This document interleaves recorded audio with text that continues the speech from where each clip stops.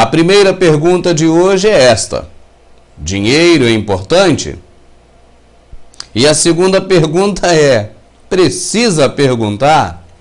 A base da sociedade mundial, nesse planeta capitalista em que vivemos, é o dinheiro. E é o amor a esse vil metal que traz todas as consequências terríveis que o mundo atravessa e tem atravessado e já atravessou durante toda a sua história. Agora, quando falamos vil metal, esse metal é vil? E esse vil metal realmente existe? Se o dinheiro é tão importante para a sociedade, se ele sempre foi importante para a sociedade, a terceira pergunta: por que nunca nós recebemos na escola, que é a encarregada da nossa educação, uma aula sobre como funciona o dinheiro? De onde vem o dinheiro? Como é criado o dinheiro?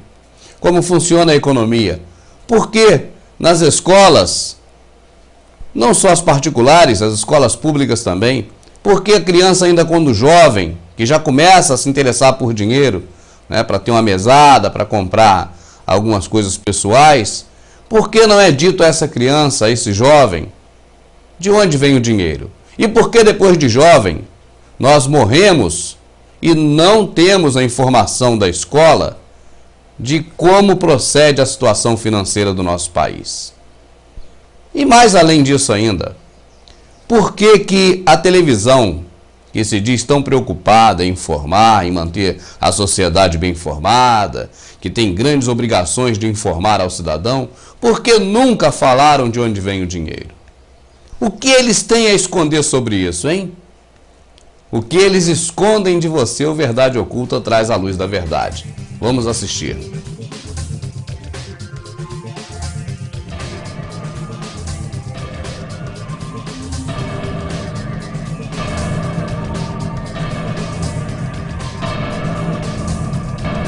Capítulo 1. Introdução. Dois grandes mistérios dominam nossas vidas: amor e dinheiro. O que é o amor? É uma questão que tem sido sempre explorada nas histórias, na música, nos livros e nos filmes. Mas o mesmo não ocorre quando se trata da questão: o que é o dinheiro? Não é nenhuma surpresa o fato de que a teoria monetária não tenha inspirado nenhum filme de Hollywood. Na verdade, não é nem sequer mencionada nas escolas em que a maior parte da população frequenta. Para a maioria de nós, a questão de onde vem o dinheiro nos faz lembrar uma figura da Casa da Moeda imprimindo notas e estampando moedas. A maioria de nós acredita que o dinheiro é criado pelo governo. É verdade, mas apenas em um ponto.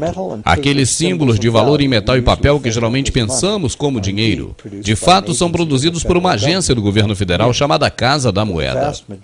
Mas a grande maioria do dinheiro não é criada pela Casa da Moeda. Ela é, na verdade, criada em enormes quantidades diárias, em empresas particulares conhecidas como bancos. A maioria das pessoas acredita que o empréstimo de dinheiro feito pelos bancos é garantido por eles pelos depósitos realizados. Fácil de verificar, mas não é verdade. Na verdade, os bancos criam o dinheiro que eles emprestam não dos próprios ganhos dos bancos, não do dinheiro depositado, mas, diferentemente, da promessa de pagamento do tomador do empréstimo. A assinatura do contrato pelo tomador do empréstimo é uma obrigação de pagar ao banco a quantia que pegou emprestada adicionada de uma taxa de juros. Ou perde a casa, o carro ou qualquer outro ativo que possa ser penhorado como garantia. É um grande compromisso do tomador de empréstimos. O que a mesma assinatura requer de um banco? O banco, como num passe de mágica, faz com que a quantia emprestada passe a existir apenas a subscrevendo na conta bancária do tomador. Parece forçação de barra. Certamente não pode ser verdade, mas é. Para demonstrar como esse milagre de um banco moderno ocorre, consideremos então uma fábula. Capítulo 2. A fábula de Goldsmith. Em vários momentos da história, qualquer outra coisa era usada como dinheiro. Tinha apenas que ser de fácil transporte, que uma quantidade suficiente de pessoas acreditasse que mais tarde ele poderia ser trocado por coisa de valor real, tal como comida, roupa e abrigo.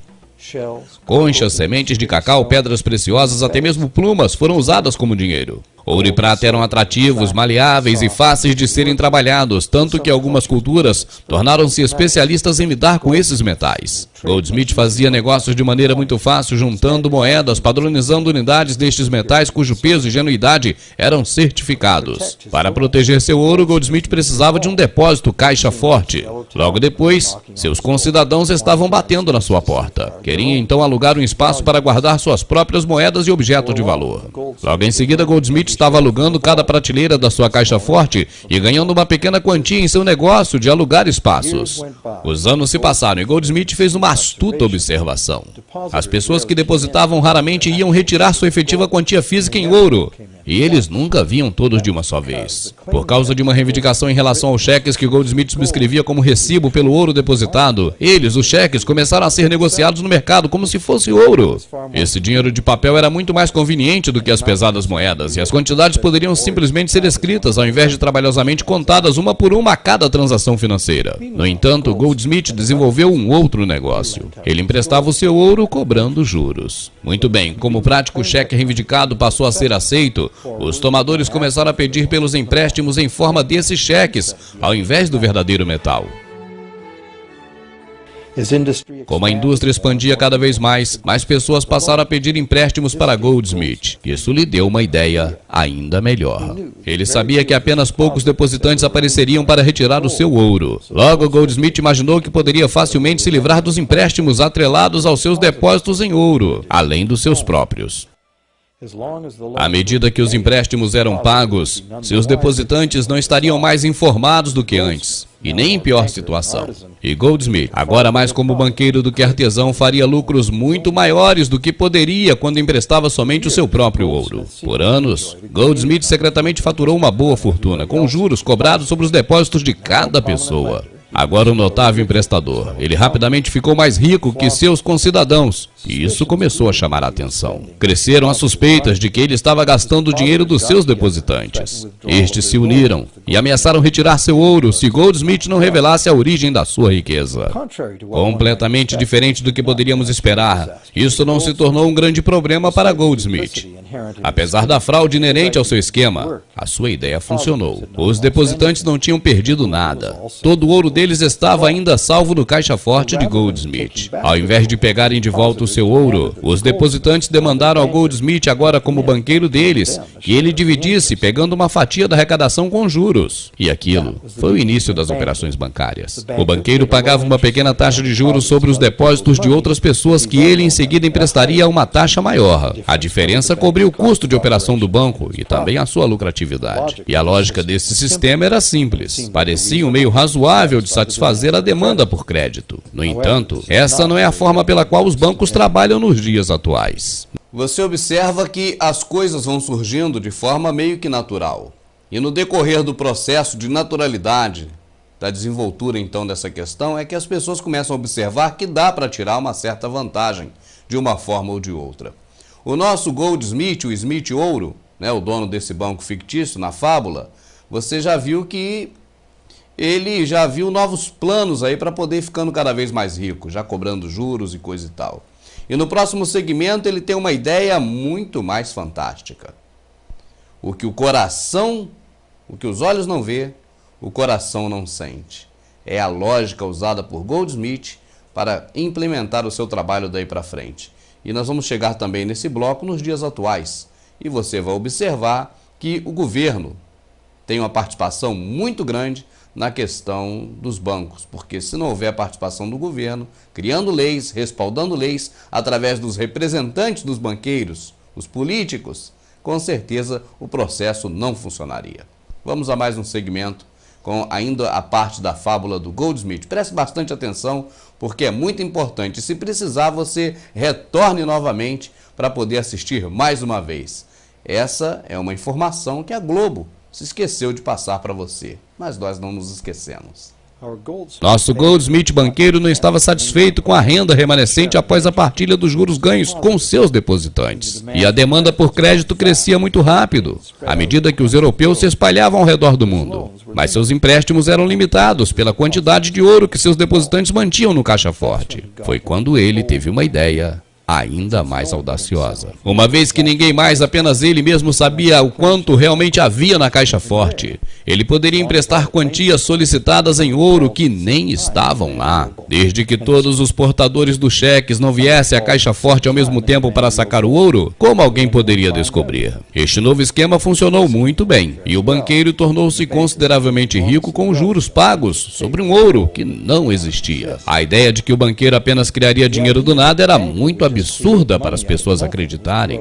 Logo, para um período de tempo maior, esse pensamento não iria passar pela mente das pessoas. Mas esse poder de apenas criar dinheiro surgiu na mente do banqueiro, da maneira como você bem pode imaginar. Com o tempo, a magnitude dos empréstimos do banco e sua ostentação de riqueza levantou suspeitas mais uma vez. Alguns tomadores de empréstimo começaram a demandar a real quantia de ouro ao invés de papel que representava as quantidades. Isso começou a levantar boatos. De repente, muitos ricos depositantes apareceram para retirar o seu ouro. O jogo acabou. Uma vasta quantia de portadores de cheques inundava as ruas do lado de fora das portas fechadas dos bancos. Mais que isso, o banqueiro não tinha nem ouro e nem prata o suficiente para saldar todos os papéis que ele tinha colocado na mão das pessoas. Isso ficou conhecido como a corrida bancária, e é o que cada banqueiro teme. Esse fenômeno da corrida bancária levou os bancos à falência e, não surpreendentemente, feriu a confiança que o público tinha sobre os banqueiros. Teria sido uma forma honesta declarar ilegal a prática de criar dinheiro a partir do nada. Mas os grandes volumes de crédito que os banqueiros estavam oferecendo se tornaram essenciais para o sucesso da expansão comercial europeia. Logo, logo, contrariamente,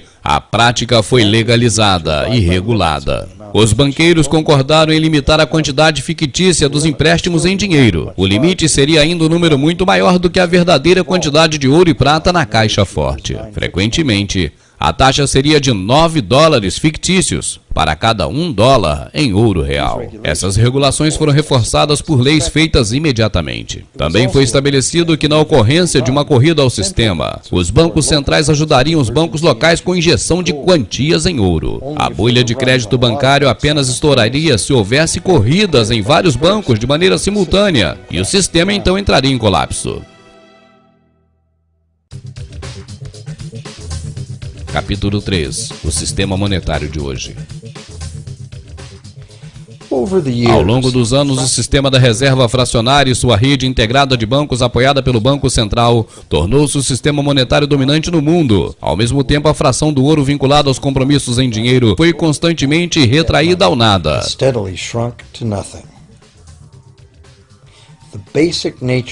A natureza básica do dinheiro mudou.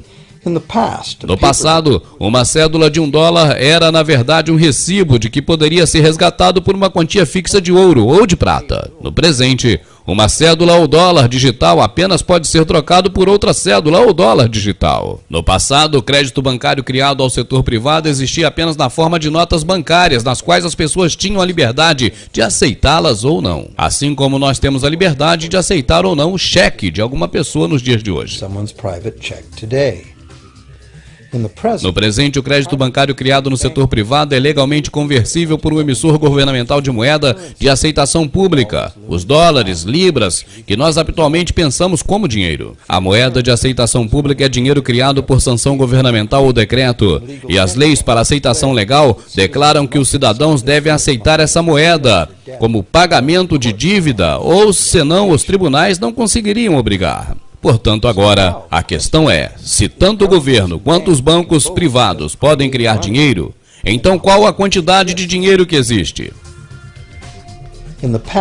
No passado, a quantia total de dinheiro existente era limitada pela sua quantia física, qualquer que fosse o tipo de objeto utilizado como dinheiro. Por exemplo, para que fosse possível criar mais dinheiro, era necessário encontrar mais ouro ou prata escavando nas minas. No presente, o dinheiro é literalmente criado como dívida. Cada novo dinheiro é criado cada vez que alguém toma um empréstimo de um banco. Como resultado, a quantidade total de dinheiro que pode ser criada tem somente como limite real o nível total de dívidas.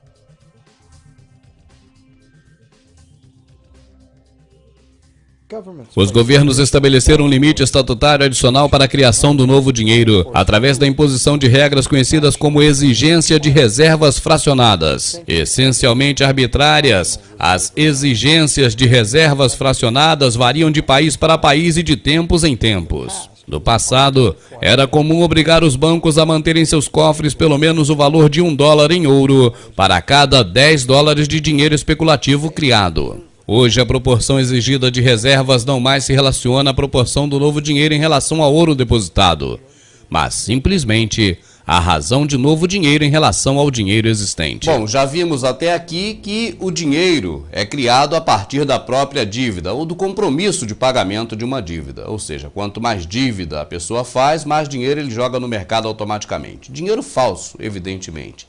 Nós vimos pela história do Goldsmith que tudo começou quando ele começou a juntar ouro e guardar. As pessoas pediam também para que fossem guardados seus ouros, seus objetos de luxo também nessa caixa forte, que acabou se transformando num banco. A partir daí o Goldsmith já começou a processar os trabalhos de armazenamento, de guardar as riquezas das pessoas e emitia um documento dizendo, olha aqui, o fulano de tal, seu Francisco José da Silva, ele tem aqui no nosso banco, ele tem tanto aqui em ouro. Então esse documento aqui mostra que ele tem dinheiro, que ele tem um valor, né, significativo guardado junto comigo. A pessoa de posse desse papel, né, poderia também negociar o próprio papel, porque esse papel valia um ouro que estava guardado.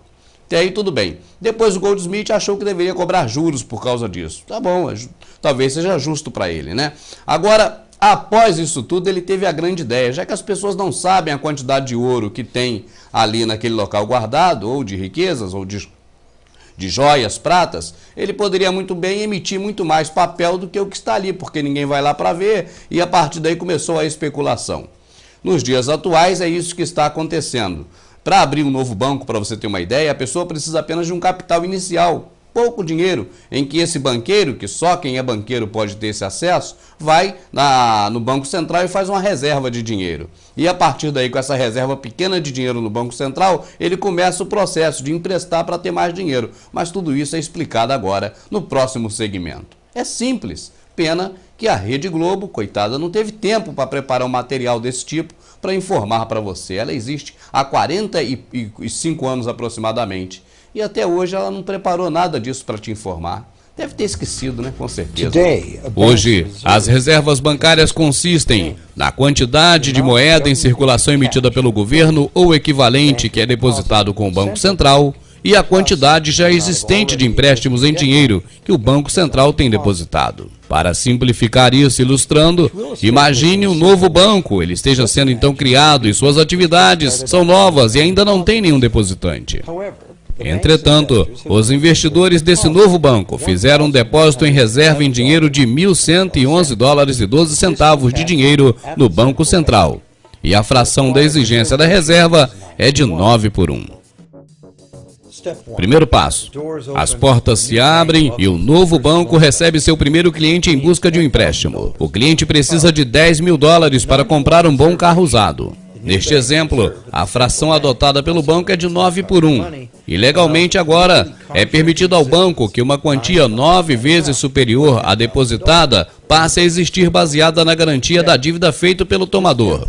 Esta quantia de 10 mil não foi pega em qualquer lugar. É dinheiro novo que foi simplesmente subscrito na conta do tomador, como um crédito bancário. Dessa forma, a tomadora passa um cheque com aquele crédito bancário para comprar o carro usado. Segundo passo: o vendedor deposita sua quantia recém-criada de $10 mil no banco dele. De maneira diversa ao dinheiro depositado no Banco Central do governo, esse novo crédito em dinheiro recém-criado não pode ser multiplicado pelaquela fração da reserva. Ele pode ser dividido por aquela fração de reserva. Na razão de 9/1, o novo empréstimo de 9 mil pode ser criado baseado no depósito de 10 mil. Terceiro passo: se aqueles 9 mil forem depositados por uma terceira pessoa no mesmo banco que os criou, ou em um banco qualquer, a quantia se torna base legal para uma terceira emissão de crédito, desta vez no valor de 8.100. De maneira semelhante àquelas bonecas russas em que cada camada contém uma outra boneca um pouco menor dentro, cada novo depósito contém um potencial para um depósito ligeiramente inferior numa série decrescente infinita.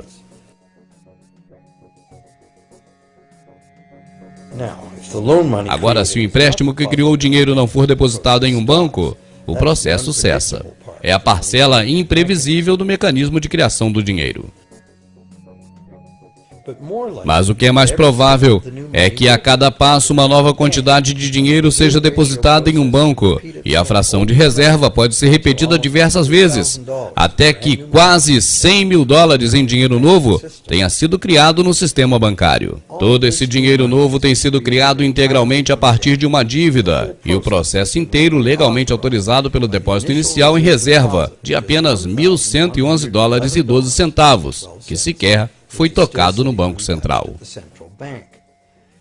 E mais, além desse sistema bem planejado, os registros de cada banco no encadeamento devem mostrar que o banco tem 10% a mais em depósito do que tem fora dele em forma de empréstimo. Isso é um incentivo para que o banco procure depósitos para que possa realizar empréstimos, mantendo a impressão enganosa de que seus empréstimos são realizados a partir dos depósitos. Agora, a não ser que empréstimos sucessivos sejam depositados no mesmo banco, não é possível dizer que qualquer outro banco multiplicou sua quantidade inicial na reserva de dinheiro em quase 90 vezes pela emissão de crédito bancário a partir do nada. Contudo, o sistema bancário é um processo de retroalimentação. Crédito bancário criado em um banco torna-se depósito em outro, e vice-versa.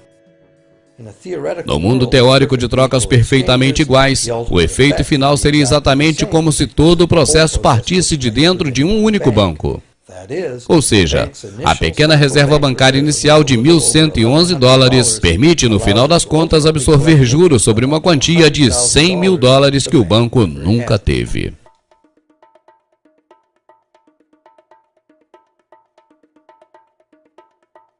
Se isso parece ridículo, tente esta. Nas décadas recentes, como resultado de um lobby muito unido feito pelos bancos, as exigências feitas para fazer um depósito em reserva no Banco Central quase desapareceram em alguns países. A verdadeira fração de reserva pode ser muito maior do que 9 por 1. Frações de 20 por 1 e 30 por 1 são comuns.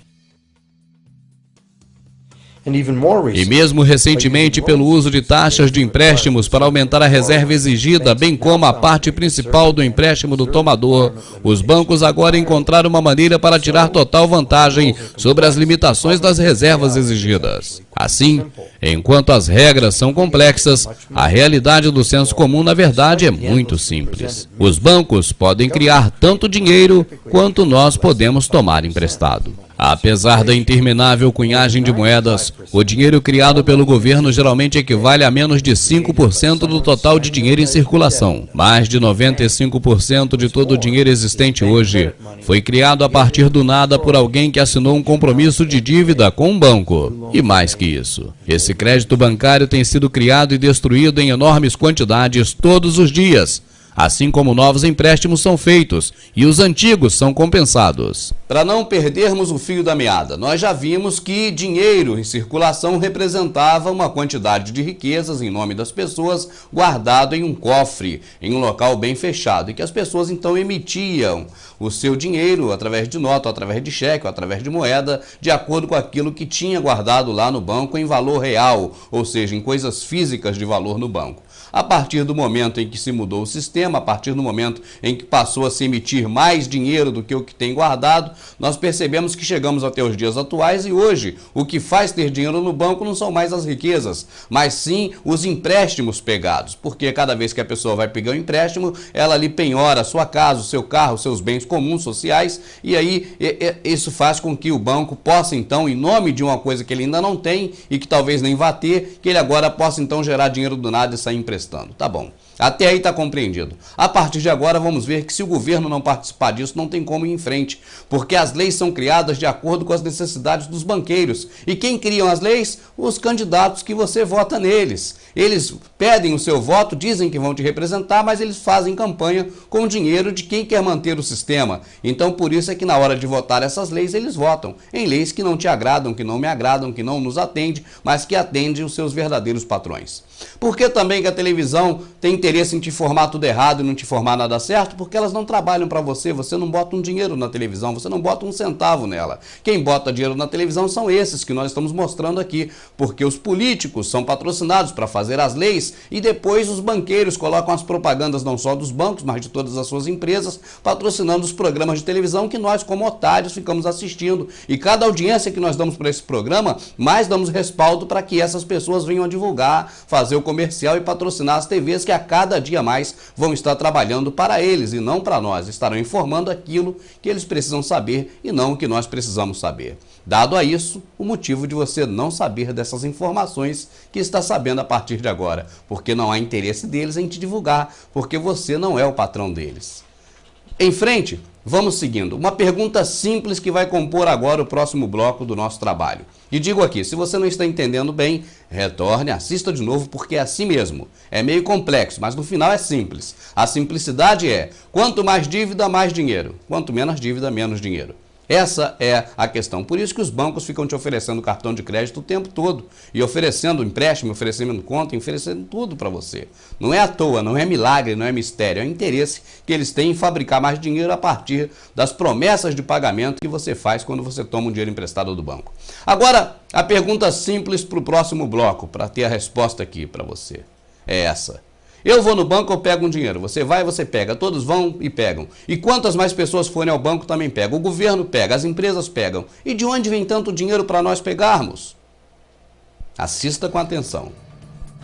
Os bancos podem operar seu sistema monetário apenas com a cooperação ativa do governo. Em primeiro lugar, os governos têm que aprovar as leis que forçam a população a aceitar as moedas em circulação. Segundo, o governo permite que os bancos privados sejam pagos nessa moeda. Terceiro, os tribunais do governo executam as dívidas. E, por fim, os governos aprovam mecanismos reguladores para proteger a funcionalidade e a credibilidade do sistema monetário perante o público e não fazem nada para informar a respeito de onde realmente vem o dinheiro. Capítulo 4. A simples verdade.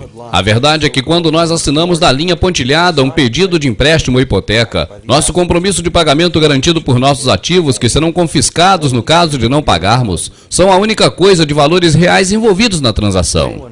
Para qualquer pessoa que acredite que honraremos nosso compromisso, aquele contrato de empréstimo ou hipoteca é agora um pedaço de papel de portabilidade que pode ser trocado e negociado. É um IOU.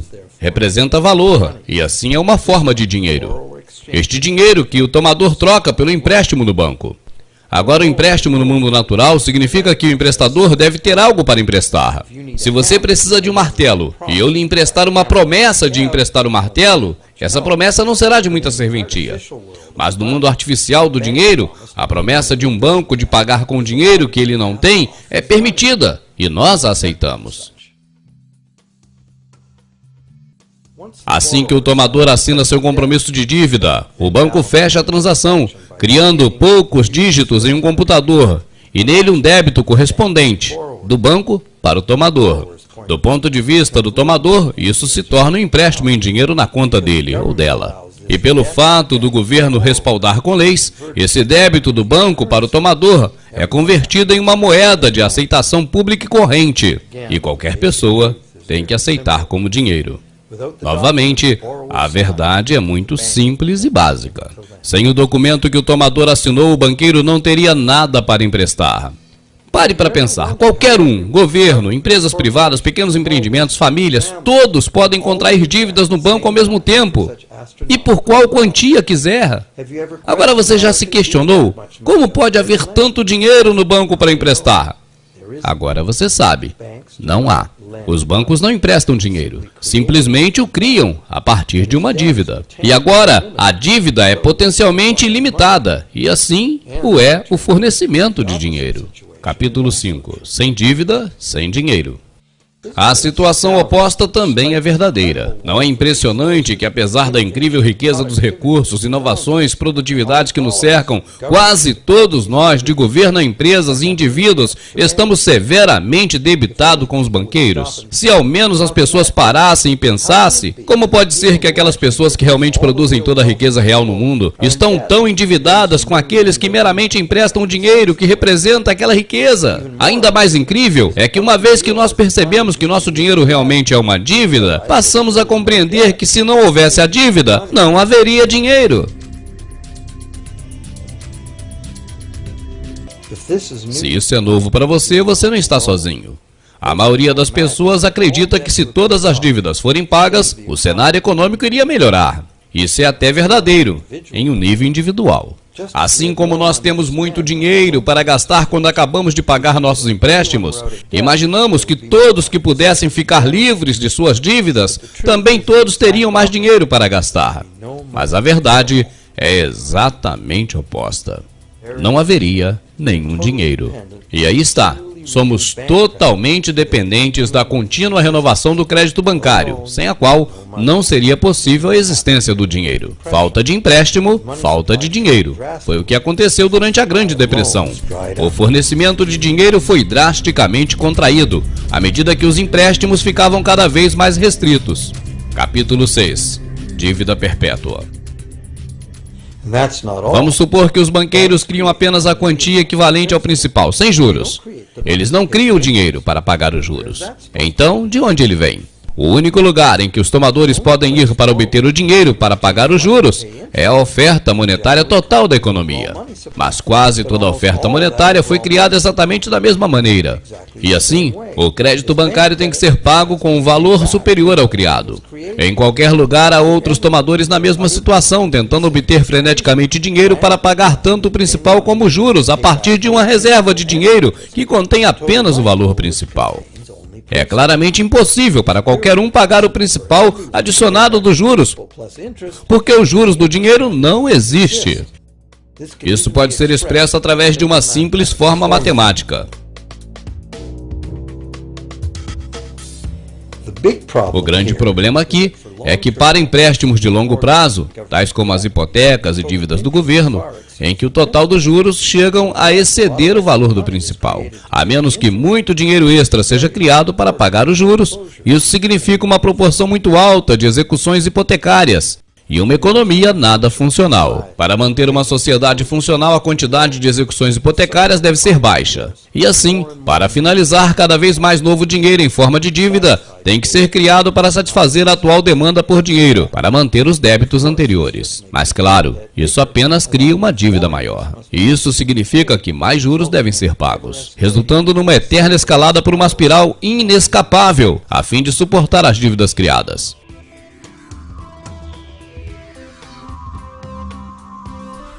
É apenas uma defasagem entre a criação de dinheiro com novos empréstimos e seu pagamento posterior, que evita que a falta de dinheiro não consiga acompanhar o sistema e assim levá-la à ruína. Contudo, como o monstro insaciável do crédito dos banqueiros crescia cada vez mais, a necessidade de criar mais e mais dinheiro para alimentá-lo tornava-se cada vez mais urgente. Por que as taxas de juros são baixas e convidativas? Por que recebemos tantos cartões de crédito sem solicitar pelo correio? Por que o governo americano gasta cada vez mais rápido? Seria para protelar o colapso de todo o sistema monetário? O pessoal racional tem que perguntar: isso pode ser mantido para sempre? O colapso não é inevitável? O dinheiro facilita a produção e a comercialização. À medida que a oferta monetária aumenta, o dinheiro se torna cada vez mais desvalorizado, é a inflação, a não ser que o volume da produção e do comércio no mundo real cresça, e cresça na mesma quantidade para absorvê-la. Adicionado a isso está a compreensão de que quando nós ouvimos que a economia está crescendo 3% ao ano, parece que é uma taxa constante, mas não é. Esses 3% ao ano representa mais mercadorias e serviços do que 3% do ano passado, porque é 3% sobre um novo total. Ao invés de ser uma linha reta como naturalmente visualizada a partir das palavras, ela é na verdade uma curva exponencial que se torna cada vez mais íngreme. O claro problema é que o crescimento perpétuo da economia real necessita de intensificar perpetuamente o uso de recursos do mundo real e energia. Cada vez mais matérias-primas deixam de ser recursos naturais para virar lixo a cada ano, eternamente, apenas para evitar que esse sistema entre em colapso.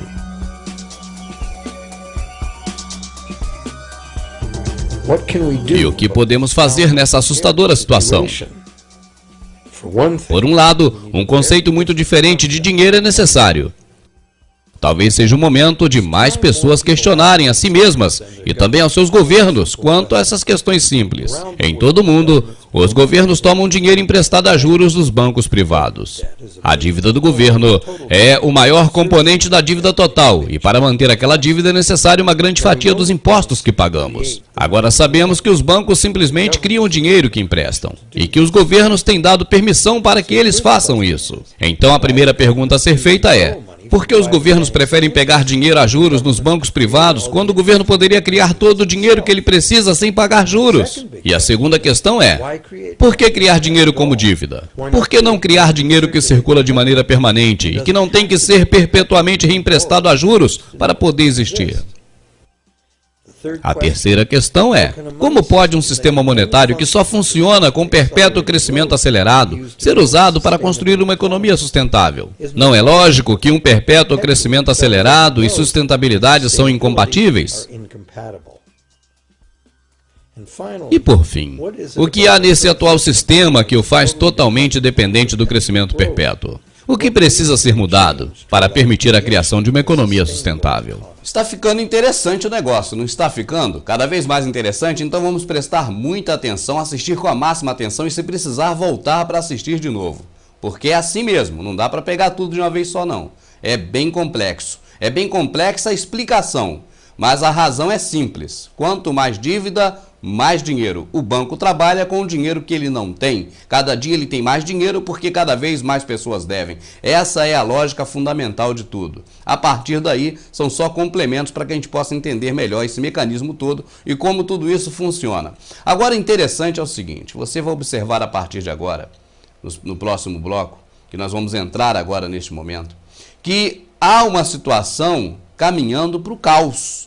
O que é o caos? O caos é quando a situação fica incontrolável e que há um boom e que há um problema terrível.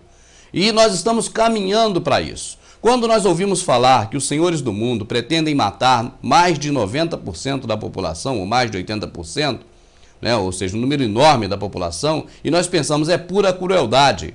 É crueldade? Com certeza, muita crueldade, mas é inevitável. Você vai ver nesse próximo bloco por quê. É inevitável. Do jeito que está o sistema financeiro, isso é inevitável. Vai ter que dizimar a população. Olha a palavra dizimar, ó. Dizimar, é verdade. Vai ter que dizimar a população. Por que vai fazer isso, senhores do mundo? Porque não há outro jeito. As coisas caminham para um boom. Os produtos, os recursos naturais do nosso planeta, eles estão se esgotando. E a fabricação falsa de dinheiro, ela vai ficando cada vez mais longe da questão toda do crescimento realmente, do desenvolvimento das indústrias, do comércio, de tudo mais no planeta, porque dependemos dos recursos naturais. E conforme o dinheiro criado a partir do nada vai crescendo e vai crescendo muito, e o outro vai ficando muito embaixo, vai acontecer a hora em que vai haver uma situação terrível. O que vai acontecer? Todo o dinheiro de todo mundo vai estar na mão deles, se não for mudado, porque cada dia nós pagamos mais dívidas, então tudo nosso vai ser deles, as casas, vai ser tudo deles. E não vão ter mais como comercializar com a gente.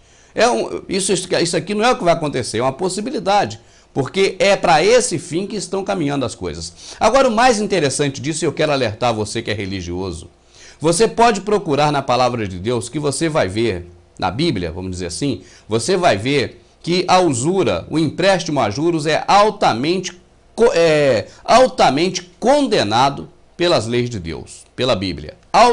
Totalmente condenado a prática de dinheiros a juros. E os bancos, quando começaram a fazer esses empréstimos a juros, ele teve uma resistência muito grande do clero da época, muito grande mesmo. Você entende? Porque os preceitos bíblicos não apoiavam isso.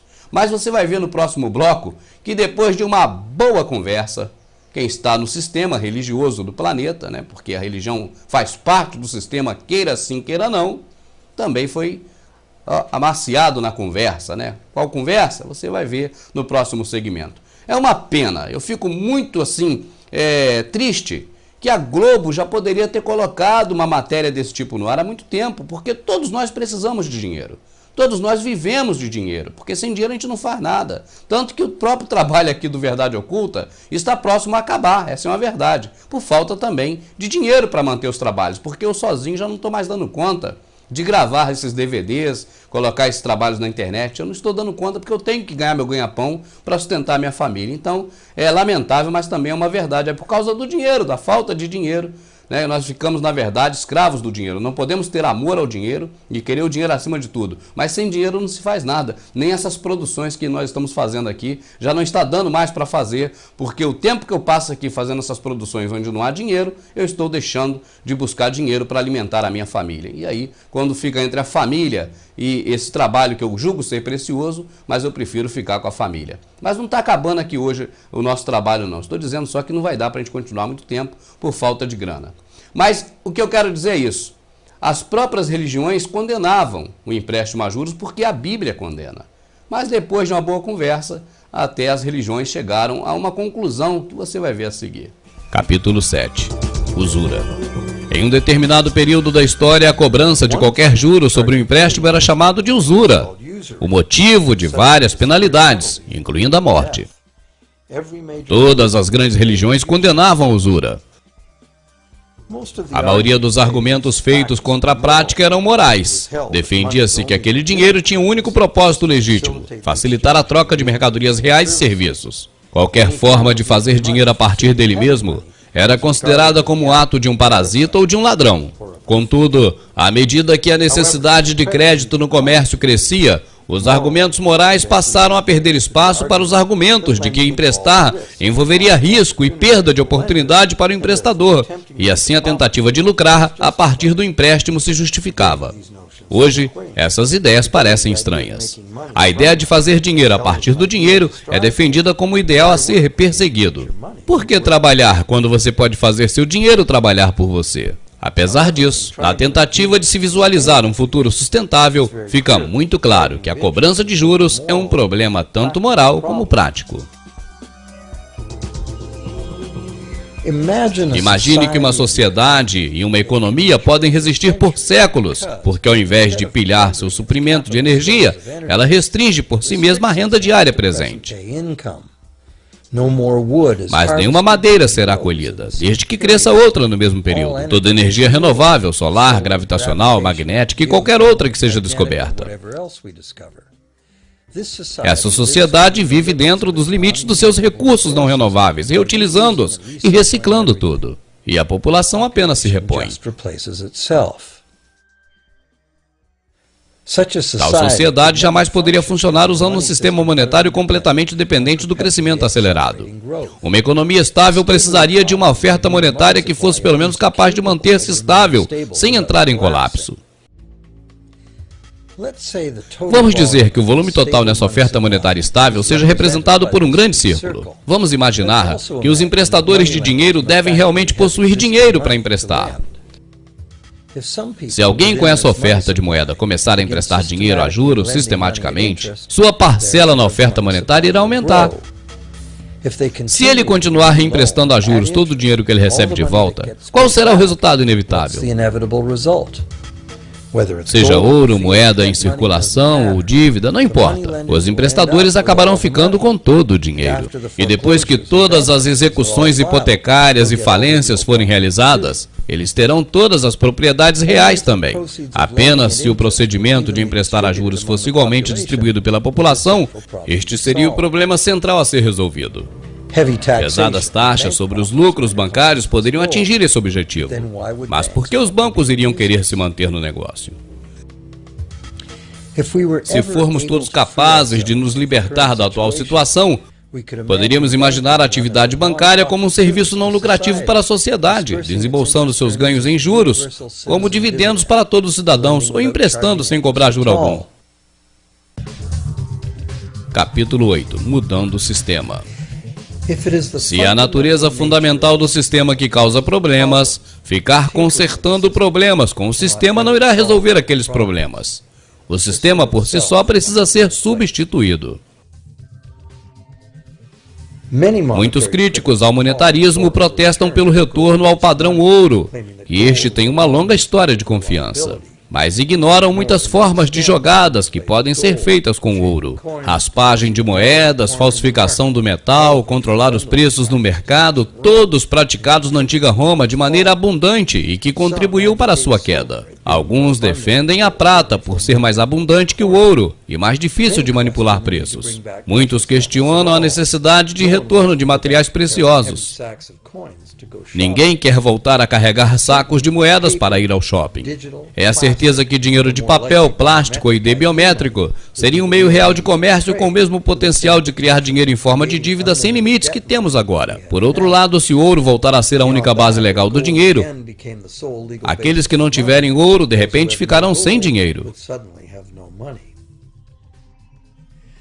Outros reformistas monetários defendem ter concluído que a ganância e a desonestidade são os problemas principais e que pode haver melhores maneiras de criar um sistema monetário honesto e mais equitativo do que retornar à prata ou ouro. Mentes geniosas têm proposto uma variedade de caminhos alternativos para criar dinheiro. Muitos sistemas privados de troca criam dinheiro como dívida da mesma forma que os bancos, mas isso é feito abertamente, sem cobrar juros. Um exemplo é um sistema de trocas em que a dívida é expressa em compromisso feitos em horas de trabalho. Sendo todo o valor do trabalho igualado ao dólar, faz com que se permita que as horas se equiparem com o preço de mercadorias em dólar. Esse tipo de sistema monetário pode ser estabelecido por qualquer um que possa desenvolver uma maneira de contabilizar e encontrar parceiros de confiança que estejam dispostos. O estabelecimento de um sistema monetário de trocas local seria uma emergência cautelosa planejada por qualquer comunidade. Vamos chegando aí, caminhando para a última parte desse especial.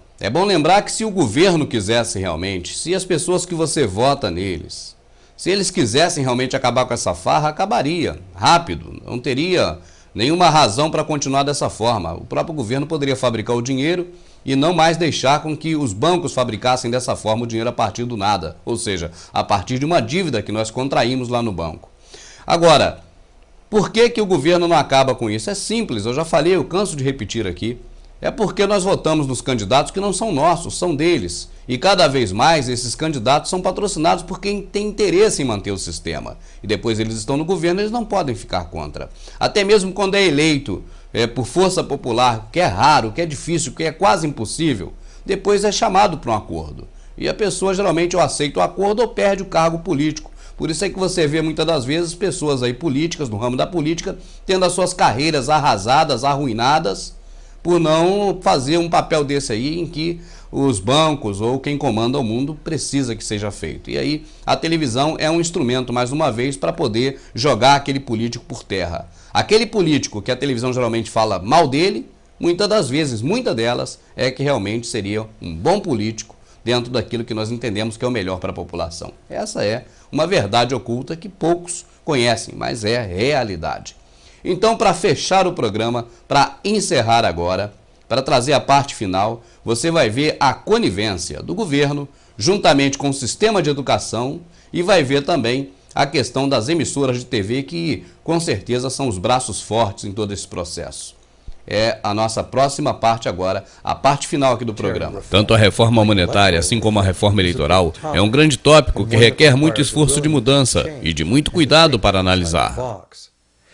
Reforma monetária, assim como reforma eleitoral, não será fácil de ser conseguida porque a existência de poderosos interesses que se beneficiam do sistema existente farão o máximo para manter sua vantagem. Agora que vimos que dinheiro é apenas uma ideia e que, na realidade, ele pode ser qualquer coisa que o façamos ser, segue uma alternativa para o conceito monetário muito simples de ser compreendida. Esse modelo é baseado em sistema que funcionaram no passado, na Inglaterra e nos Estados Unidos. Sistema que foi minado e destruído por banqueiros, ao estilo de Goldsmith e seu sistema de reserva fracionária. Criaria-se uma economia baseada em dinheiro permanente, livre de juros. Os valores de transação poderiam simplesmente serem criados e gastos na economia pelo governo, preferencialmente em grandes obras de infraestrutura para facilitar o funcionamento da economia, tais como estradas, vias férreas, pontes, portos e mercados públicos. Esse dinheiro não seria criado como dívida, mas como valor, independentemente da maneira como seria gasto. Se este novo dinheiro facilitasse um ganho proporcional no comércio que necessitasse dele, causaria inflação de qualquer forma. Se os gastos do governo causassem inflação, haveria dois cursos de ação disponíveis. A inflação tem um efeito equivalente ao imposto sobre o dinheiro. Se o dinheiro perder 20% de seu valor, ou o governo tirar 20% do nosso dinheiro, o efeito no poder de compra é o mesmo. Vista dessa forma, a inflação, em lugar de uma tributação, poderia ser politicamente aceitável, se os gastos fossem adequados e dentro dos limites, ou o governo escolheria calcular a inflação pela arrecadação de impostos em forma de dinheiro, que, por sua vez, reduziria a oferta monetária para estabelecer o seu valor. Para controlar a deflação, que é um fenômeno de queda de salários e preços, o governo simplesmente gastaria mais dinheiro existente. Sem competir com a criação privada de dinheiro em forma de dívida, o governo teria um controle mais efetivo da oferta monetária da sua nação. As pessoas saberiam a quem reclamar se as coisas não dessem certo. Os governos aumentariam e abaixariam a quantidade de dinheiro para preservar o valor da moeda. O governo operaria fundamentalmente com tributações, tal como já faz hoje em dia. Mas os impostos sobre o dinheiro renderiam mais, muito mais, do que seria necessário para pagar juros aos bancos privados. Não poderia haver dívida nacional se o governo federal criasse a quantidade que necessitasse de moeda. Nossa servidão coletiva perpétua para os bancos, através dos pagamentos de juros sobre a dívida pública, seria impossível. Capítulo 9. O poder invisível.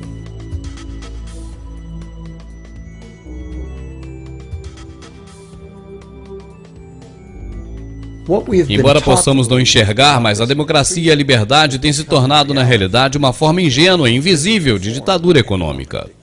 Uma vez que a nossa sociedade inteira permanece totalmente dependente de créditos bancários para sua oferta monetária, os banqueiros estarão em posição para tomar as decisões de quem pegará o dinheiro que precisar e quem não pegará.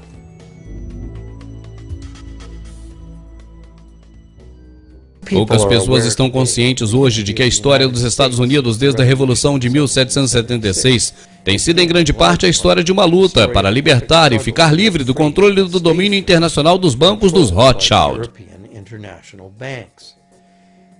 Essa luta foi finalmente perdida em 1913. Nessa época, o presidente Woodrow Wilson assinou o Ato da Reserva Federal.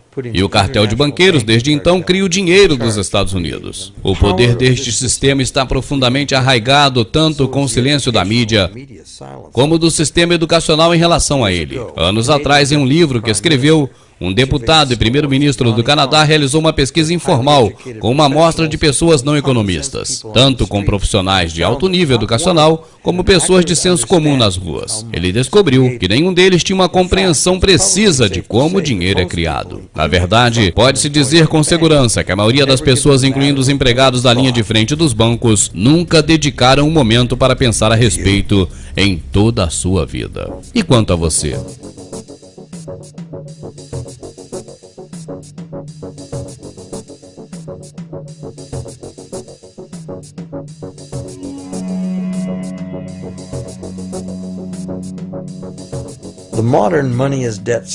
O moderno sistema do dinheiro como dívida nasceu há cerca de 300 anos atrás, quando o primeiro Banco da Inglaterra instituiu, juntamente com um documento formal à família real, o empréstimo em recibos de ouro no sistema fracionário, a uma taxa modesta de 2 por 1. Aquela taxa modesta foi apenas o pontapé inicial. O sistema agora é global, cria virtualmente enormes massas de dinheiro e tem quase todas as pessoas do planeta presas a uma dívida de crescimento perpétuo que nunca poderá ser paga.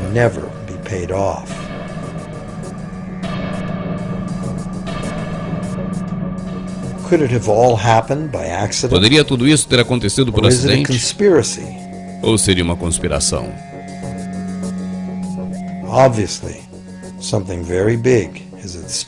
Obviamente, algo muito grande está em jogo aqui.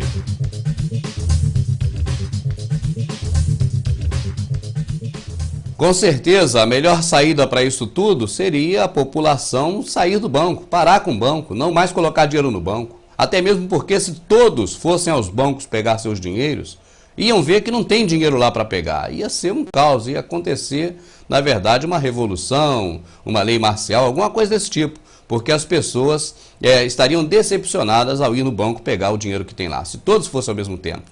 E também se as pessoas parassem de pegar empréstimo no banco, se as pessoas parassem de usar cartão de crédito, se as pessoas parassem de usar limite da conta, se as pessoas pegassem o dinheiro e guardassem debaixo do colchão, rapidamente esse sistema seria aniquilado. e as coisas voltariam como antigamente. Aí o governo teria que tomar uma posição obrigatoriamente em favor de criar leis agora para que o dinheiro seja feito pela Casa da Moeda de acordo com as riquezas do país e de cada cidadão que naquele país reside.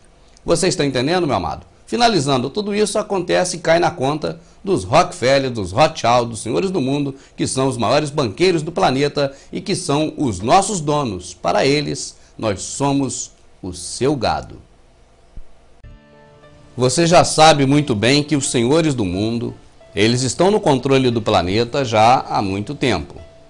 Os que estão aí hoje, as famílias Illuminati, as 13 famílias que comandam o mundo, que detêm 70% de toda a renda do planeta e que deixa apenas 30% da renda para ser disputada entre 7 bilhões aproximadamente de pessoas. Eles já estavam lá na Babilônia com Nimrod, eles já estavam no Velho Egito, já estavam na Grécia, já estavam em Roma e estão hoje centralizados na Inglaterra e Estados Unidos, mas não só nesses países. Tanto que nós temos um brasileiro ilustre no meio deles, né? Pelo menos dos Bilderberg, do Clube de Roma, né, que se reúne sempre com os senhores do mundo, é o Fernando Henrique Illuminati Cardoso.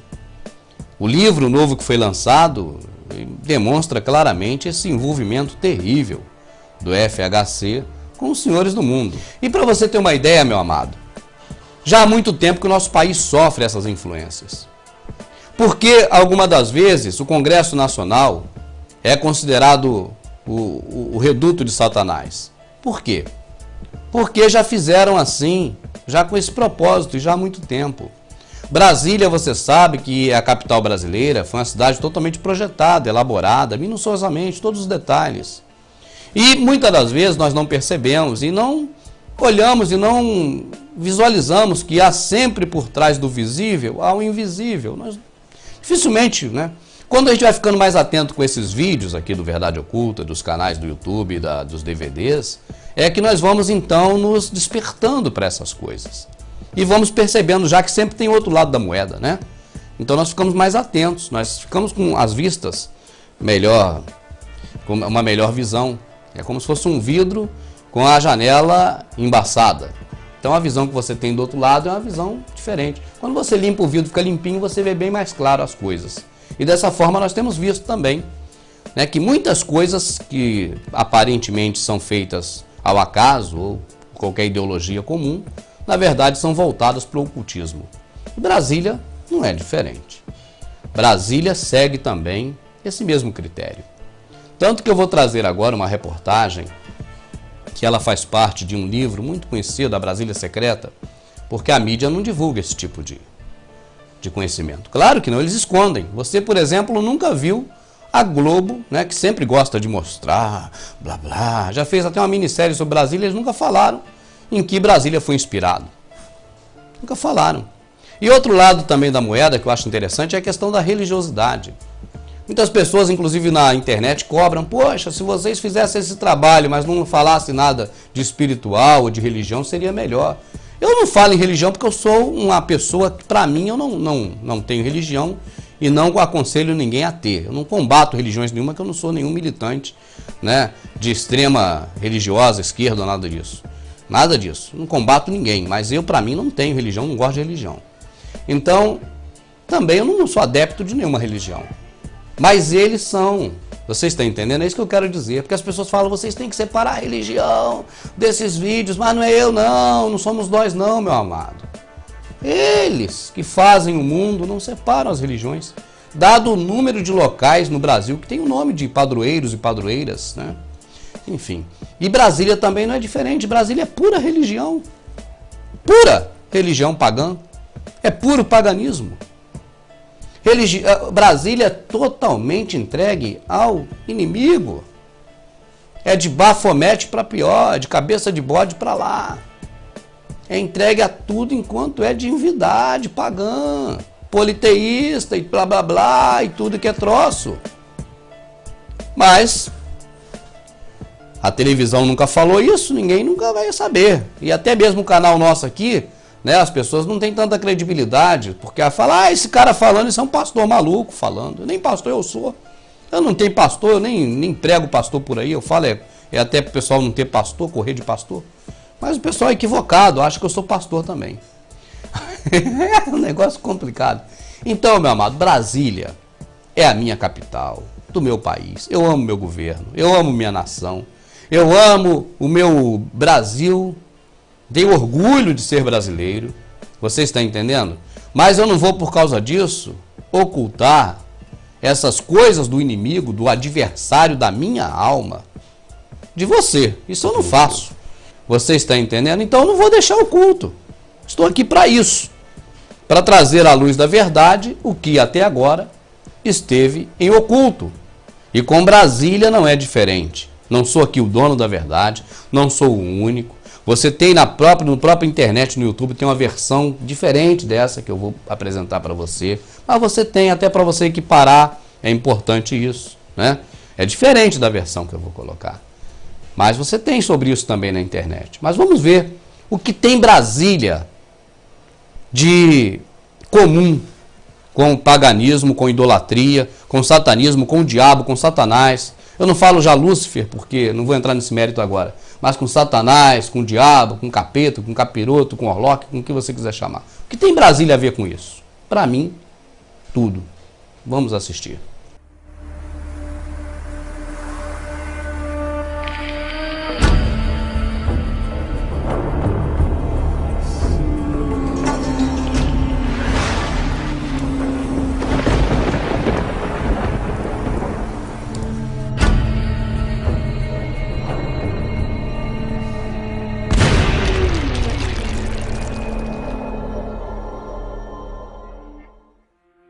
A arquitetura pagã egípcia e suas pirâmides remontam à antiguidade. A pirâmide, como já sabemos, é o principal símbolo Illuminati. Ela possui todo um conjunto de significados importantes para os ocultistas, e neste caso, a elite global. Hoje, passados milhares de anos, a capital brasileira, Brasília, busca repetir o paganismo egípcio através do seu principal símbolo, a pirâmide. As pirâmides Illuminati estão espalhadas em Brasília por toda parte.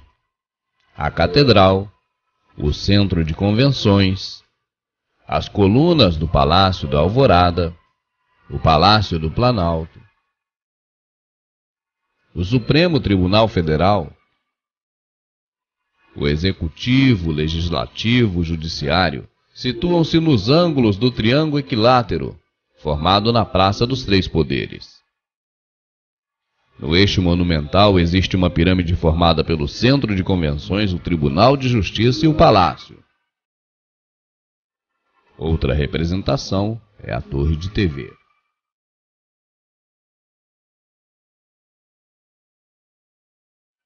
Os templos egípcios costumavam ser subterrâneos. Nas entradas ficavam as imagens de esculturas de seus deuses. A Catedral de Brasília não é diferente. Semelhantemente à entrada dos templos egípcios, neste também há um túnel que leva ao centro do templo iluminado. Não por acaso, o templo da Legião da Boa Vontade em Brasília também possui sua entrada egípcia, onde simbolicamente se caminha das trevas para o Illuminati. A televisão convencional jamais te informou. Mas Brasília foi totalmente construída com base no tarô egípcio e na cabala. A rodoviária simboliza o Hado, o homem mortal. Claro, é aqui que se encontra o cidadão comum de Brasília. O H deitado está no subterrâneo, no térreo e no superior, atingindo as três esferas: corpo, alma e espírito. As torres do Congresso formam o H em pé, simbolizando os dominadores do gado, os Illuminati. As torres também formam 11, as duas colunas, um passo além de Deus. Satanás, representado pelas torres no centro, governa como cabeça de bode, assim no céu como na terra. A concha por si só já é um símbolo satânico, e neste caso, se sobreposta, forma um dos mais queridos símbolos satânicos, o hexagrama. E por que ele é tão querido? Porque muitos estão hoje iludidos, carregando-o como se ele fosse o símbolo do rei Davi.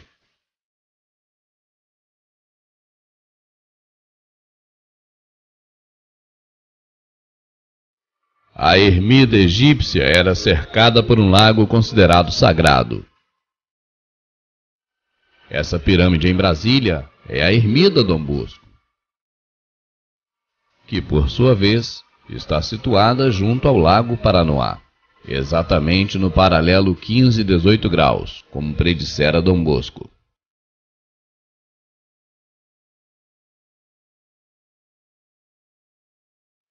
O Antigo Egito é imortalizado pelo famoso rio Nilo. Nele foi construído o primeiro lago artificial do mundo, o Lago de Boés. Em Brasília foi feito o Lago do Paranoá. Sua razão de existir é a mesma do Antigo Egito: refrescar a cidade.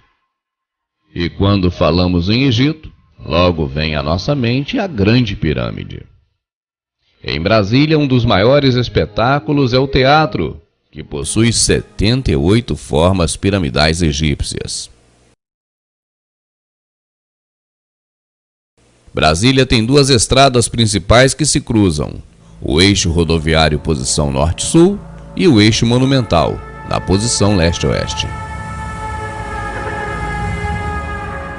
O que se assemelha a um grande pássaro, na verdade, é a forma do sol alado, um símbolo satânico, usado por muitos líderes do passado, inclusive usado por Xuxa.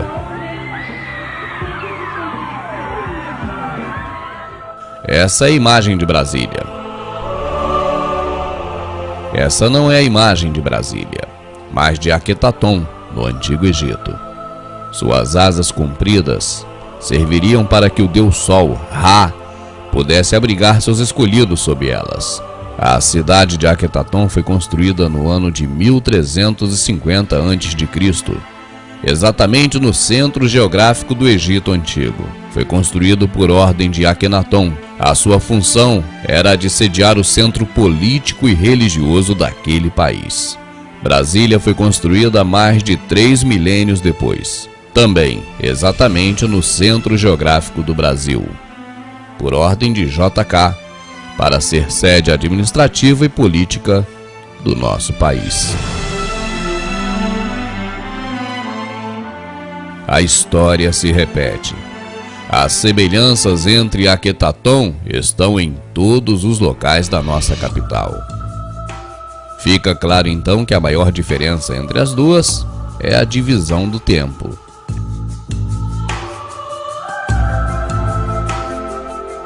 Essa é a sede da Companhia Energética de Brasília. E essa é a pirâmide escalonada do Egito, criada sob a crença de que seria ela responsável pela energia cósmica. A pirâmide escalonada de Brasília é responsável pelo fornecimento de energia, não cósmica, mas elétrica para toda a cidade. No livro Brasília Secreta, seus autores afirmam que a história se repetiu. Akhenaton construiu Akhetaton em 4 anos. Brasil construiu Brasília também em 4 anos. Akhenaton e Juscelino Kubitschek, coincidentemente, não tiveram filhos homens e também, por coincidência, não foram compreendidos pelos céticos de suas épocas. Conseguiram incrivelmente, de forma similar, fundar a mais audaciosa cidade de seus países. Akhenaton viveu 16 anos após a fundação da sua cidade. JK também viveu 16 anos após a fundação de Brasília. E os dois também morreram de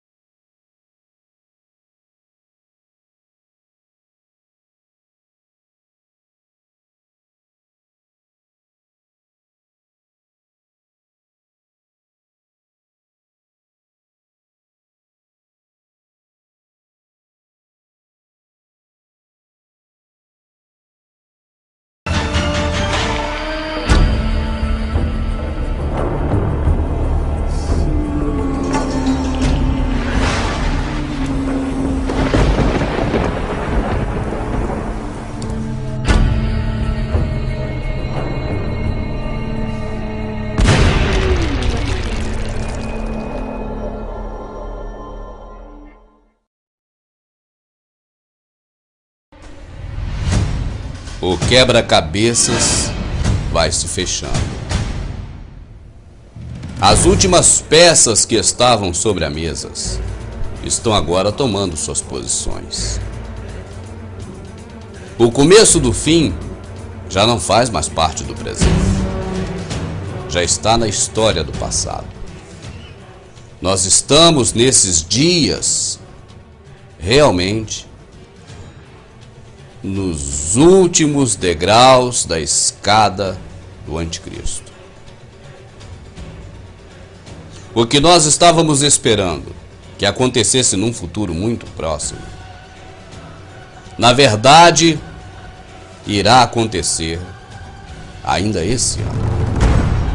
E quando o que é feito em oculto, o que é arquitetado pelos senhores do mundo, o governo das sombras, em secreto, quando essa coisa vai tomando forma, há necessidade de se envolver mais pessoas e mais pessoas para que venha a acontecer tal coisa. E em meio a essas pessoas, sempre há uma ou duas que não conseguem, não suportam deter essa informação para si e acaba colocando na imprensa, acaba tornando público. Lord Christopher Moulton, assessor político, um dos principais homens do governo de Margaret Thatcher no passado, não se conteve. Reuniu várias pessoas em uma palestra nos Estados Unidos por esses dias e trouxe à tona a pior notícia que podíamos esperar.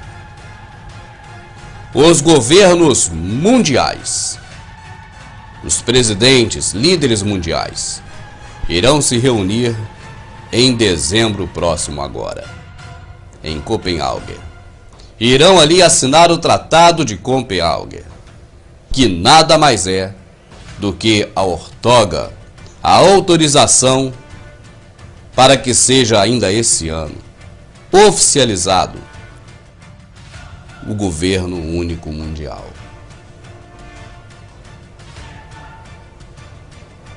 E qual é o laço armado? Qual é a raiz de todos os males? Os países maiores irão pagar o preço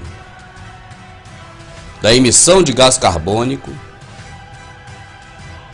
dando dinheiro para os países menores, desde que os países menores assinem o tratado, autorizando o governo único mundial. E aí, o que você pensa disso? Você acha que a maioria dos países, claro, os menores, irão outorgar esse direito da criação do governo único mundial em troca de dinheiro dos mais ricos? E os mais ricos que estão até aqui afundados de compromisso com os senhores do mundo vão dar o dinheiro para aliciar os países menores, para que eles venham então compactuar com esse tratado do diabo? Melhor do que ouvir as palavras do Rubens, do irmão Rubens, é ouvir as palavras desse que já foi também um dos principais líderes mundiais ao lado de Margaret Thatcher e que não aguentou e veio a público expor o seu ponto e tudo aquilo que ele sabe sobre o Tratado do Anticristo, que será assinado agora em dezembro em Copenhague. Agora eu quero que você preste atenção num detalhe. Essa palestra foi dada para o cidadão americano nos Estados Unidos, falando da nação americana. Embora a voz da versão brasileira em português seja a minha, mas quando falo você, eu não estou me relacionando ou ali me referindo a você brasileiro, mas é aquela a voz do Lorde falando especialmente para a nação americana. Após isso entendido, vamos assistir com muita atenção essa palestra. Lord Christopher Moulton, especialista em alterações climáticas, 14 de outubro de 2009. And what are we doing instead? At Copenhagen, em Copenhague, Neste dezembro, daqui a algumas semanas, um tratado será assinado. Seu presidente vai assiná-lo. A maioria dos presidentes do terceiro mundo vão assiná-lo, porque eles acham que vão ganhar algum dinheiro com isso. A maioria dos regimes de esquerda, como a União Europeia, irão carimbá-lo. Praticamente ninguém recusará assiná-lo. Eu já li esse tratado. E o que ele diz é isso: um governo mundial será criado. A palavra governo, de fato, aparece como a primeira das três finalidades dessa nova entidade. O segundo objetivo é a transferência de riquezas dos países desenvolvidos aos países subdesenvolvidos. Isso sob a justificativa que é chamada simplesmente de dívida do clima. Porque nós queimamos o CO2, eles não. Nós estragamos o clima e eles não. Nós não estragamos o clima, mas esta é a linha de pensamento. E o terceiro propósito deste governo é que isso seja obrigatório.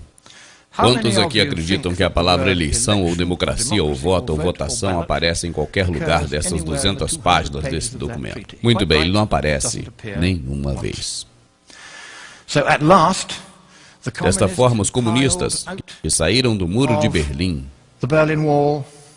para o movimento ambientalista, que assumiu o Greenpeace, de onde meus amigos que o fundaram saíram em menos de um ano, porque eles o capturaram, estão agora com a apoteose na mão. E eles estão em via de impor um governo mundial comunista neste mundo. E você tem um presidente que tem uma simpatia muito forte com esse ponto de vista. Ele vai assiná-lo. Ele assinará qualquer coisa. Ele é um prêmio Nobel da Paz. Se esse tratado for assinado, a Constituição do tratado diz que ele tem supremacia sobre a Constituição do seu país. E você não poderá renunciar ao tratado. E porque você será o maior país pagador, eles não vão deixar você de fora. Então, obrigado, América. Você foi o farol da liberdade para o mundo. É para mim um privilégio pisar nesta terra de liberdade, enquanto ela ainda é livre. Mas nas próximas semanas, a menos que você impeça isso, seu presidente vai assinar, entregando a sua liberdade, a sua democracia e a sua prosperidade para sempre. E nem você nem nenhum governo posterior que você eleger terá qualquer poder para trazê-lo de volta. Esse assunto é muito sério. Eu li o tratado. Eu vi esse material sobre o governo mundial. Eles vão fazer isso se você goste ou não. Mas eu penso que é aqui na sua grande nação, que eu tanto amo e que eu tanto admiro. É aqui que talvez na 23ª hora, no 59º minuto e no 59º segundo, vocês se levantarão e impedirão seu presidente de assinar esse tratado terrível. Tratado inútil, não há problema algum com o clima, e mesmo se houvesse, um tratado econômico não ajudaria em nada. Então irei finalizar dizendo as palavras que Winston Churchill, quando se dirigia a seu presidente na hora mais escura antes do amanhecer da liberdade, na Segunda Grande Guerra. Ele citou o grande poeta Longfellow: navegue ao navio do Estado, navegue à união forte e grande. A humanidade, com todos os seus medos, com todas as esperanças dos anos futuros, está pendurada sobre o destino. Muito obrigado.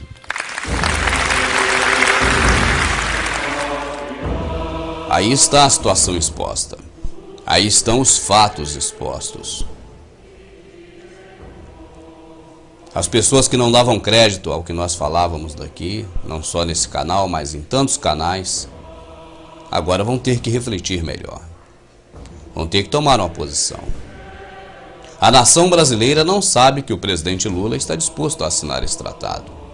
Talvez não saiba o que significa esse tratado. E talvez até mesmo não saiba se esse tratado existe, não tenha conhecimento da existência dele. A nação brasileira está aquém disso, porque nós não temos uma mídia confiável para nos informar aquilo que nós precisamos saber. E estamos em vias de sermos vendidos a um governo mundial. As peças se encaixam. E nós vamos sabendo agora o verdadeiro sentido em que as televisões a grande empresa, a grande mídia corporativa, os grandes empresários mundiais. Agora nós vamos sabendo por que eles zombavam de nós com seus comerciais. Eu recebo esses comerciais como zombaria. Comercial da Ford. Para não se assustar, não se desesperar. Para fazer o que se faz todos os dias. Nova Ford Ranger, para enfrentar o que você conhece e o que ainda não conhece. O comercial da Fiat.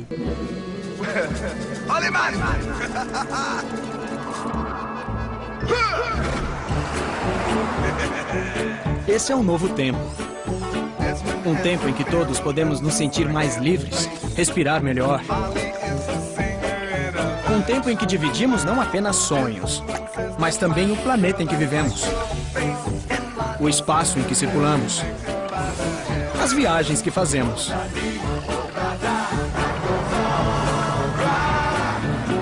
Um tempo em que você é quem manda na tecnologia e não ela em você.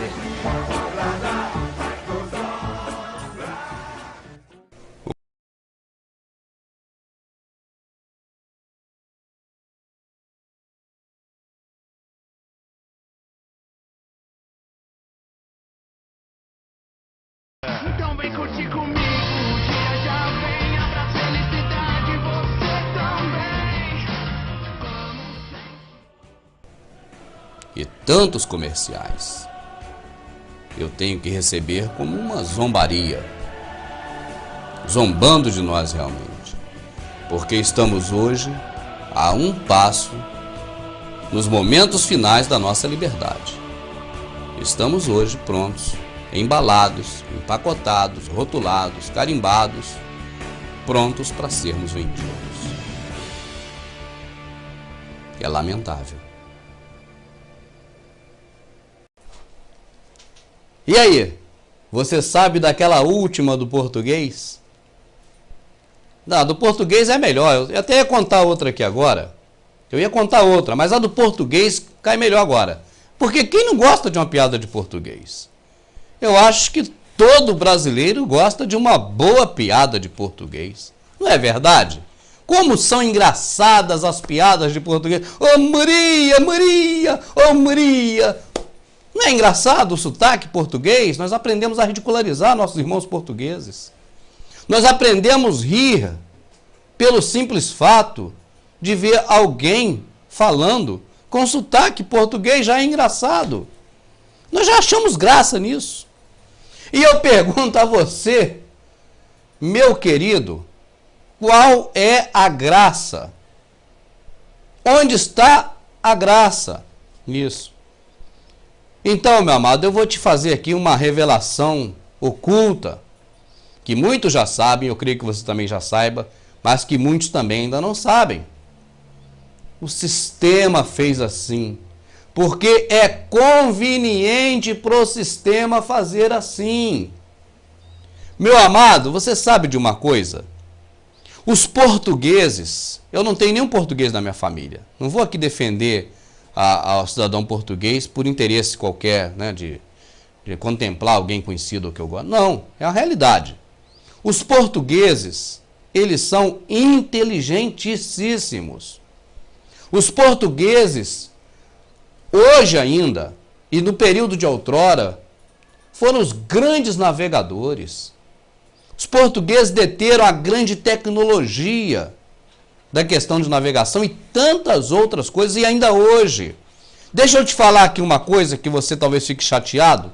Os portugueses estão a ano-luz diante de nós brasileiros na questão de conhecimento das verdades ocultas. Nós somos, perante eles, os autênticos, não para eles que eles não acham isso, mas para nós mesmos. Nós somos, perante os portugueses, os burros. Somos nós os burros, não são eles, não. Sabe por que eu estou falando isso, meu amado? Eu vou te clarear a mente. O sistema montado pelos senhores do mundo, o sistema Illuminati, que o Brasil é um dos países mais impregnados com essas porcarias, graças ao senhor Fernando Henrique Cardoso Illuminati da Silva. Ah, da Silva é o Lula? Não, mas também está no meio hoje. Mas graças ao Fernando Henrique Illuminati Cardoso, Nós estamos hoje impregnados da cultura americana até os ossos. Saiu agora o livro Quem Pagou a Conta, de autoria de uma pessoa inglesa, em que demonstra claramente que Fernando Henrique Cardoso foi o grande instrumento dos Rockefeller, da fundação da Ford, da CIA, dos senhores do mundo, não é nem do governo americano não, de quem está por trás do governo americano, para emburrecer todos nós, para alienar todos nós, para impregnar a praga da desgraça da cultura americana aqui no Brasil. Nós estamos com a cultura americana até aqui no pescoço, ó. Aqui, o pescoço é aqui, nós estamos aqui já no último fiapinho de cabelo, impregnado, não tem mais como nos libertar. É a música? A música já há muito tempo. Eu lembro quando eu era criança, para você ouvir uma música dos Beatles, você não conseguia ouvir no rádio. Porque no rádio você tinha Renato e seus Blue Caps. Menina linda, eu te adoro. Você queria ouvir Lynn Anderson? Não tinha Lynn Anderson. Nós tínhamos que ouvir aqui, eu não lhe prometi um mar de rosas, nos Fíveres. Por quê? Porque nós abrasileirávamos as coisas americanas nessa época. Mesmo que fosse uma cultura americana, mas ela não era direta. Hoje é Beyoncé, não sei das contas, é tudo quanto é Rihanna, é tudo quanto é porcaria. Está tudo impregnado. Aqui, a cultura brasileira, não é só na área da música não, da moda, do modismo, do costume, do idioma, tudo virou inglês. Mas os portugueses não são assim não, meu amado. Você quer ver? Se eu mexer ele agora, vai cair aqui a gravação. Mas o mouse... Lá em Portugal não tem esse negócio de mouse não, é rato. É rato. Lá, você quer ver outra coisa? Eu tenho a revista Super Interessante, que eu gostava muito de ler antigamente, quando era jovenzinho. Eu tenho a revista Super Interessante da década de 80. Eu colecionei até pouco tempo atrás. E o que acontece? Quando os cientistas descobriram a SIDA, a AIDS, a sigla era em português. Síndrome de Imunodeficiência Adquirida. Era em português. A sigla. Depois, uma das ferramentas dos Illuminati, a Globo, né, ela começou a fazer reportagem chamando de AIDS. Aí, nos outros números da Super Interessante, eu tenho isso aqui, não vou te mostrar agora que eu não vou perder tempo aqui procurando. Mas nos outros números já não vinha mais a sigla em português, já vinha AIDS em inglês. Porque eles têm que cumprir a agenda global deles. Tem que impregnar a praga da cultura americana em cima de nós. Então, nós chamamos de AIDS. Outro é o DNA, mesma coisa do DNA. Eu tenho revistas super interessantes antigas chamando de ADN, ácido desoxirribonucleico. É a sigla disso. Eu tenho a revista super interessante mostrando ADN. Depois que a praga da desgraçada, da podre da televisão, impregnante aqui dos Illuminati, eu não consigo nem falar o nome dessa emissora do capeta, depois que eles botaram no Fantástico, falando que era AIDS, ninguém mais, aliás, a DNA, ninguém mais falou ADN. Mas lá em Portugal, a sigla é em português. Lá não tem DNA, é ADN. Então, da mesma forma também, meu amado, porque uma coisa puxa a outra. Lá as televisões têm o controle, ainda dos Illuminati, eles controlam também a televisão, no mundo todo praticamente. Mas o controle de lá é muito menor do que o daqui. Muito menor, não tenha dúvida. O povo lá é mais esclarecido do que o daqui. Os burros não são eles, infelizmente somos nós, que acreditamos na nossa televisão brasileira. Porque lá eles instruem melhor. Eu vou trazer um vídeo sobre isso aqui agora. Um vídeo de Portugal. E aí eu faço uma pergunta a você. Você já viu algum dia na TV brasileira uma reportagem vinda de Portugal? Você já viu algum português na TV podre brasileira falando de alguma coisa importante para que você saiba? Você já viu na TV do Silvio Santos, no 7, na Record? O 7 é no Rio de Janeiro, a Band. Na Band, na Record. Você já viu em algum canal de televisão brasileiro alguma coisa de Portugal a não ser piada? Por que eles não passam, meu amado? Porque Portugal não tem nada bom para mostrar? Não! Porque para eles a gente tem que ver Portugal como os burros, que só serve para fazer a gente rir das piadas. Que os brasileiros inventam, isso não é piada, é o sistema. Isso não é piada de verdade, isso é invenção, isso não é uma coisa que acontece. Por que a Globo maldita faz isso? que é a principal, mas não é só ela, é o sistema. Ela que coopera com tudo, mas é o sistema todo. Por que que o sistema faz isso conosco? Para que nós tenhamos como ridículo tudo aquilo que eles não querem que nós nos aprofundemos nem sejamos iguais. Eles ridicularizam. É uma das técnicas, das facetas deles. Se eles não podem controlar, eles dão descrédito. Eles fazem com que caia no ridículo. Eles marginalizam. Para quê? Para que não seja digno de credibilidade hora nenhuma. Por isso que, para nós, português só serve para piada. Quando eu entrei aqui falando em português, logo parecia que eu contou uma piada de português, porque é só isso que se faz. Isso é armação, é arapuca. Isso é para a gente não ver a realidade. Isso é para condicionar a gente, nós estamos condicionados a isso, a achar que de Portugal não pode vir nada bom. Sabe por que que eles querem isso? Porque de lá eles têm informações melhores do que nós aqui. Eles informam a população melhores. Para você ter uma ideia, essa vacina da gripe suína, essa fraude da gripe suína, não cola lá não, porque a televisão lá fala a verdade. Então nós não podemos ter credibilidade deles, o sistema não deixa, porque senão a gente fica sabendo da verdade. Porque lá, volto a dizer, eles não estão tão alienados como aqui, como nós. Basta os exemplos que eu dei. Eles não ficam adotando nomes americanos. Então a cultura deles, de Portugal, né, que é a nossa linguagem de origem, não adota essas linguagens americanas. Vamos assistir então a esse vídeo de Portugal mostrando como essa doença é uma fraude. É o que a TV brasileira não quer que nós conheçamos nem que nós saibamos. Quer apenas que a gente ache que português é tudo burro, enquanto os burros, infelizmente, nesse aspecto, somos nós. Um dos homens que mais tem lidado com a gripe A em Portugal é o diretor de infecciologia do Hospital Curri Cabral. Fernando Maltese afirma que a gripe A vai matar menos gente que uma simples gripe sazonal, é mais inofensiva e trata-se, na maioria dos casos, com antipiréticos. O diretor-geral de saúde espanhol é da mesma opinião. Marta Danise, 26 anos, já teve gripe A. Para mim é uma gripe como outra qualquer. Achei um exagero, depois de ter passado por isto, achei um perfeito exagero e ridículo, portanto, todo o alarmismo que se faz à volta desta gripe, porque, quer dizer, eu tive 2 dias de verdadeira gripe, digamos assim.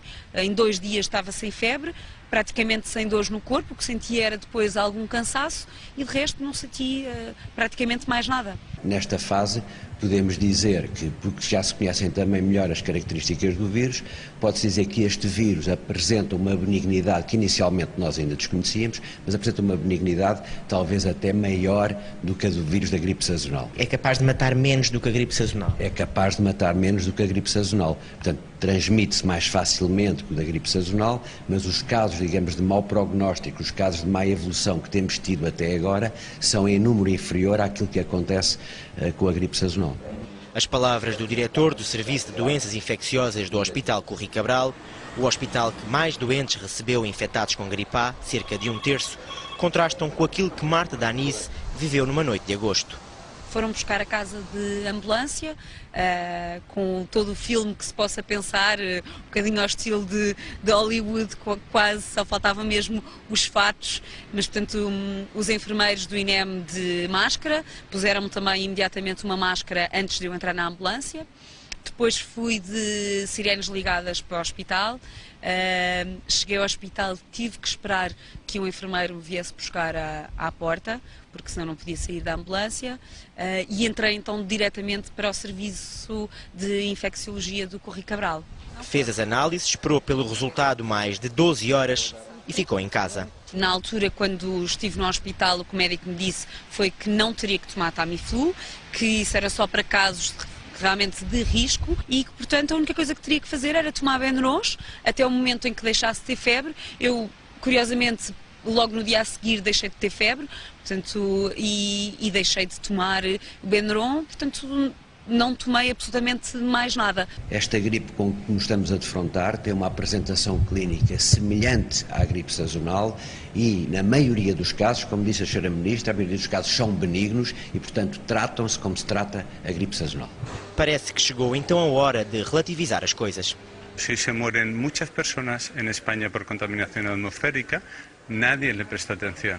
O se mueren tantas personas por fumar, nadie le presta atención porque parece que no es nuestro. En cambio, si se mueren 2 por la gripe, se le presta mucha atención. Es lógico, yo lo entiendo así, pero poco a poco la sociedad se tiene que hacer madura y dedicar el espacio de tiempo que cada problema requiere en cuanto a su magnitud. Já lá vão 4 meses desde que foi confirmado o primeiro caso de infecção em Portugal e até agora não há qualquer morto a registar.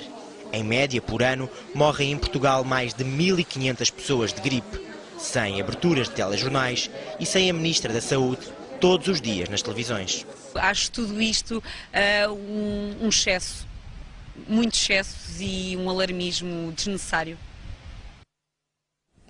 A verdade é que o mundo está preocupado com a gripe A e há empresas já a ganhar milhões à custa do H1N1. Das pequenas empresas aos grandes laboratórios, toda a gente tem faturado com este vírus.